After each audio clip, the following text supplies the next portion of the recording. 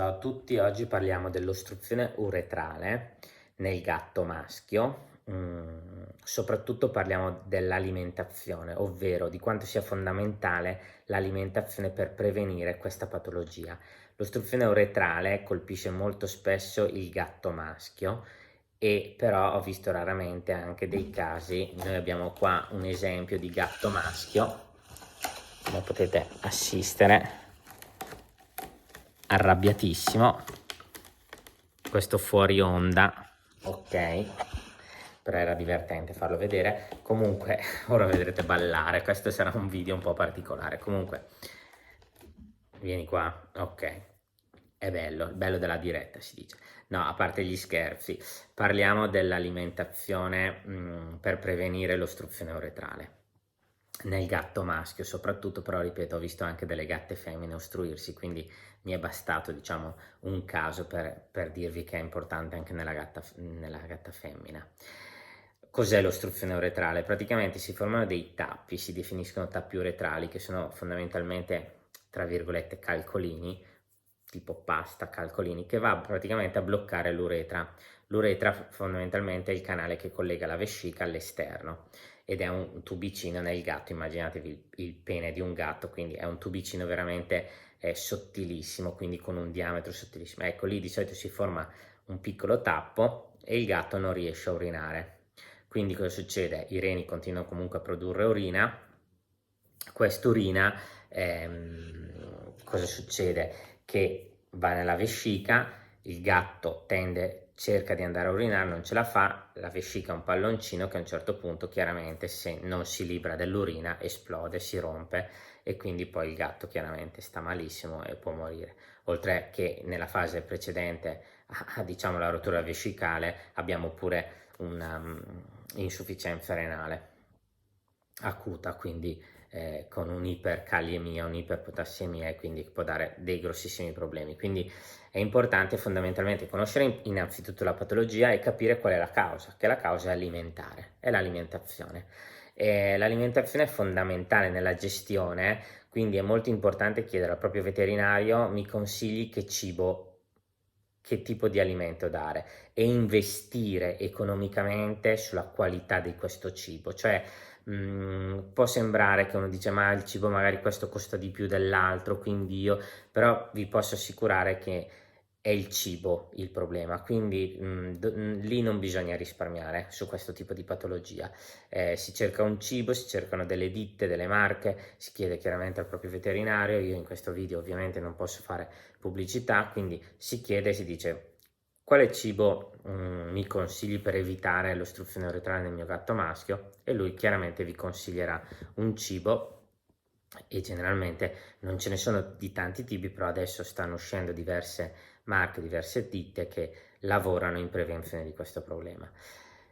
Questo perché molto spesso questi tappi uretrali si formano di solito a pH alcalino, quindi sopra i 7, quindi sono molto spesso formati di struvite. La struvite si forma di solito con un pH alcalino, quindi molti cibi commerciali tendenzialmente alcalinizzano le urine, per un discorso che è preferibile avere le urine alcalinizzate, avere i calcoli di struvite che si sciolgono rispetto ai calcoli di ossalato che invece si formano a pH acido, e chiaramente quelli non si sciolgono e vanno operati. Quindi è una scelta probabilmente commerciale ed è una scelta anche legata al fatto che tendenzialmente le diete per i carnivori sono tendenzialmente più alcalinizzano più le urine, quindi è un problema del gatto maschio ed è un problema fondamentalmente di evitare anche di mescolare cibi.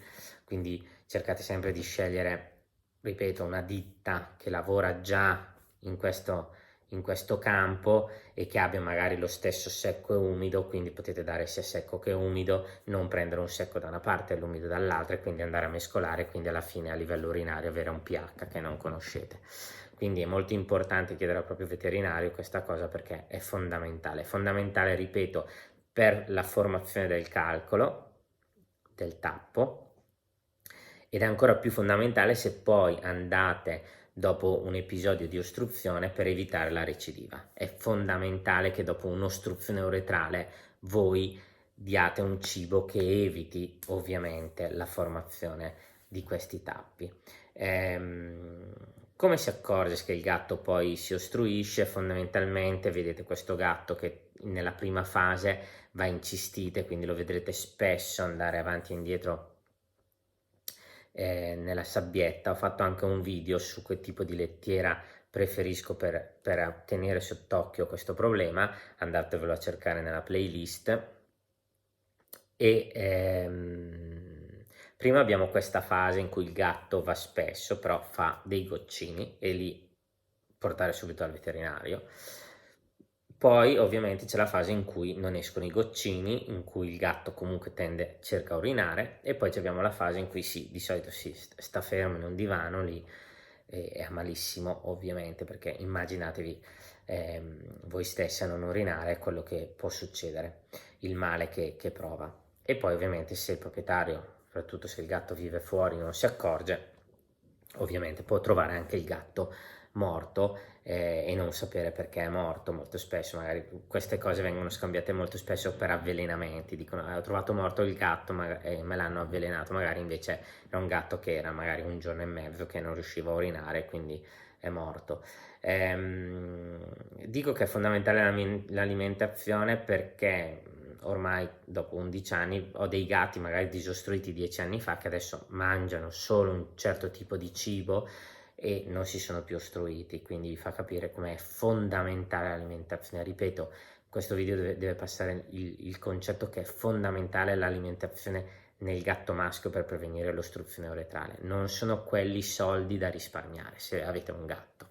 E ripeto, capita anche nelle femmine molto spesso più che l'ostruzione si formano proprio dei calcoli, però mi è capitata una gatta che non urinava e alla fine aveva l'ostruzione, e quella è un po' più complicata perché fondamentalmente è più difficile cateterizzare una femmina di un maschio.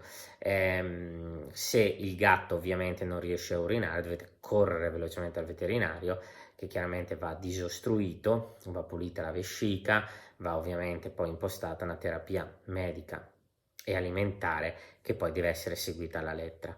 Spero che questo video un po' strano, ringraziamo Sorcino per la sua presenza e ci vediamo alla prossima.